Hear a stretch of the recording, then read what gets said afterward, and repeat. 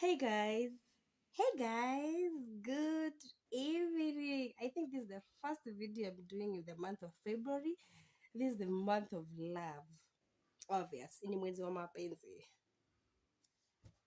And kitu nataka kuongelea ni kitu ya mapenzi pia. Of course, love has to do with the reproduction. For obvious reasons.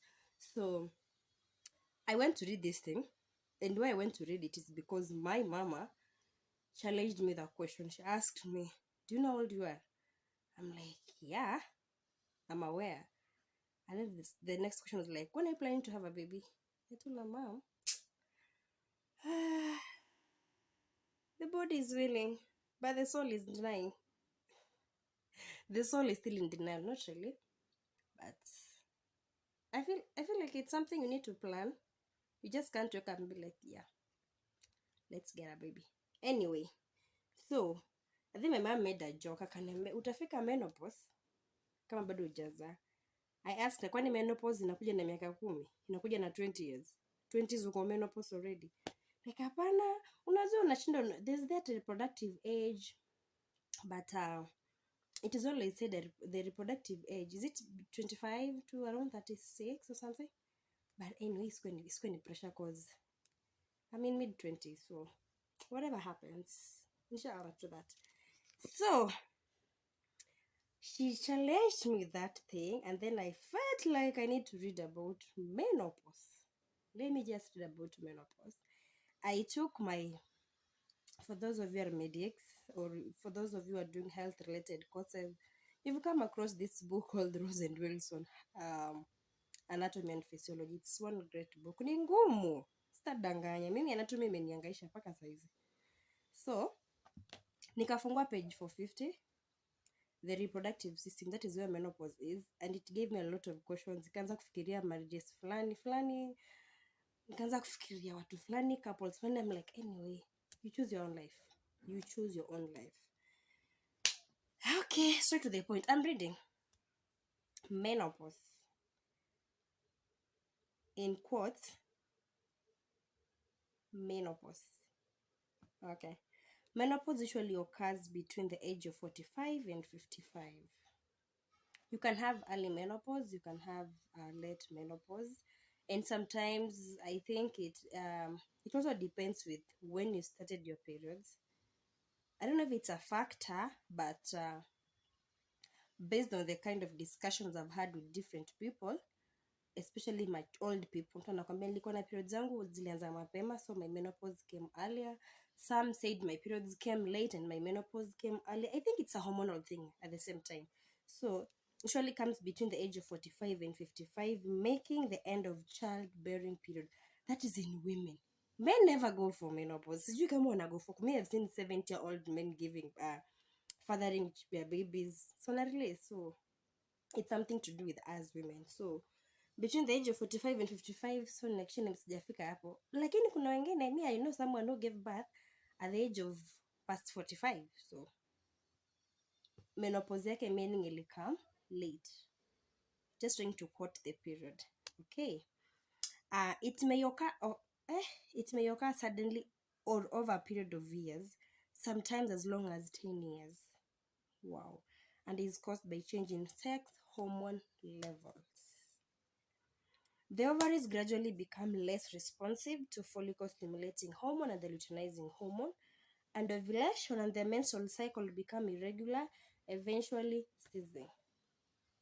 For a woman to carry pregnancy, in quotes, for a woman to become viable to conceive, there must be menstruation and there must be ovulation. Without those two are easy, because with menstruation you'll be able to track your days. That is obvious. And then when are you ovulating, when are you having your periods, when are you safe, when are you unsafe, that is very obvious. And then ovulation, of course, when you're menstruating. And remember, not everybody who menstruates is able to conceive. You have to menstruate and ovulate, and that ovulation should be like, is it viable enough to generate to the next level? Remember, there's some people who are infertile, na anaona periods but they cannot conceive. So those two things must go hand in hand.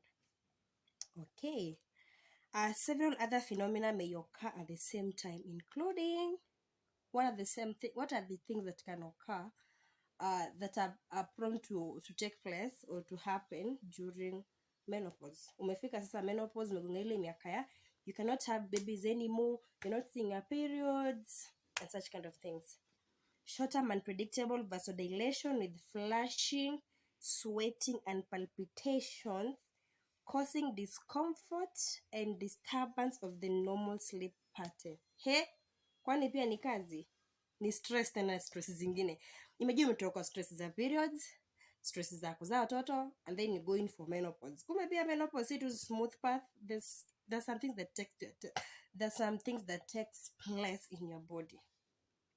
Shrinkage of the breasts, that is obvious. And that's when you'll see some women go in for breast surgery because zime shrink, there's no milk production, prolactin haiko, so haja gani matiti zikuwe zimesimama. Okay guys, the third thing that happens during menopause phase, when menopause is just coming up, axillary and pubic hair becomes sparse. That is obvious. Not really obvious, but that is what happens. Really happens. Okay. Takes place. Axillary, nywele za makwapa, and the pubic hair inaanza kuwa sparse. Some go in for grayish, zikianza kuishaisha. Those are the things that happen. Okay, atrophy of the sex organs, episodes of uncharacteristic behavior, e.g. irritability and mood changes. What? Kwani umetoka kwa hii period ya moods, periods, nini, cramps, and then you're going for menopause, there's some other things waiting for you there. But it's not easy being human. Gradual thinning of the skin. Okay? What do you mean when I say gradual thinning of the skin? Yani ka skin kanakuwa ka soft, alafu. Okay, if you look at someone who is of age compared to a 20-year-old person or teenage, their skin is obviously different. So I think that's what this point means. Loss of bone mass predisposing one to osteoporosis.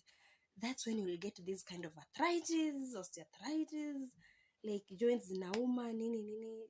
And that time, okay, if you're reaching menopause phase, you're advised to do more of calcium. Hey, I do tell my mom, at least every week, kunywa supu na mifupa. Mamangu nilienda home, amechemsha mifupa. Alafu, if you know, from us, the Luya, I don't know, but you've seen these pots, the African pots. My mom will put in those mifupa za ng'ombe. They are the best. It is so rich in calcium, by the way, and it's quite good to have them because one, your bones will be strong, because when you age, there's that calcium shedding in your body, so you need to do plenty of calcium related foods.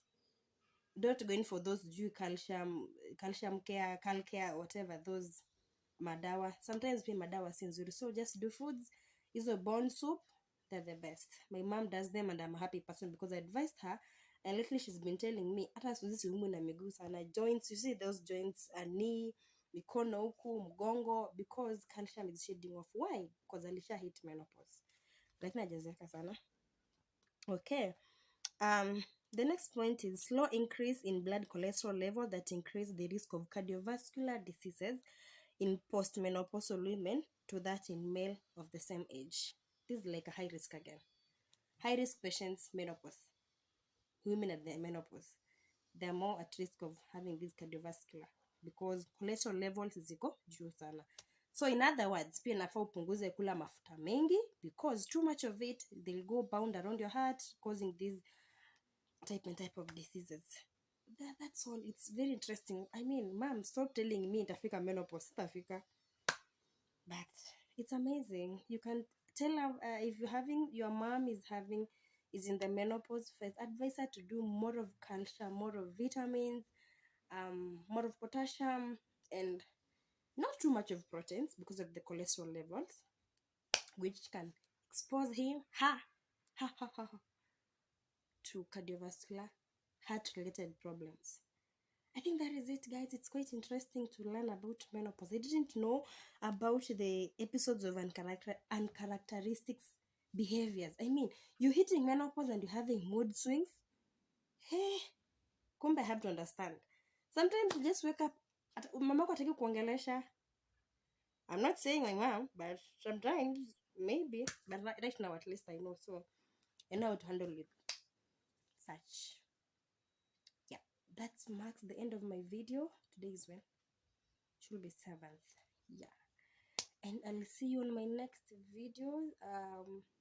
One of my loyal fans told me, not every time you have to talk from the hospital because there's too much distractions and I haven't purchased the microphone bado, but I'm in the process. Thank you guys for watching. Please subscribe, like, comment, and turn on the post notification. I'll see you on my next video. And if your parent is attaining menopause, please advise her to do all this. Even him, but for guys, for men, I don't think. At what age do men hit menopause? Because a man can be 50 and still marry and have a kid, but a woman at 60, unless amekuwa na late menopause, ile bado ijakuja, lakini rarely. If it happens, you've seen cases of someone giving birth at 55, nini. God's grace. Unajua mambo ya Mungu, kazi ya Mungu huwezi sema nini, but the fact is menopause 45, 55, at least that age, around that age, we call it normal reproductive phase. Thank you guys. I think I was done talking.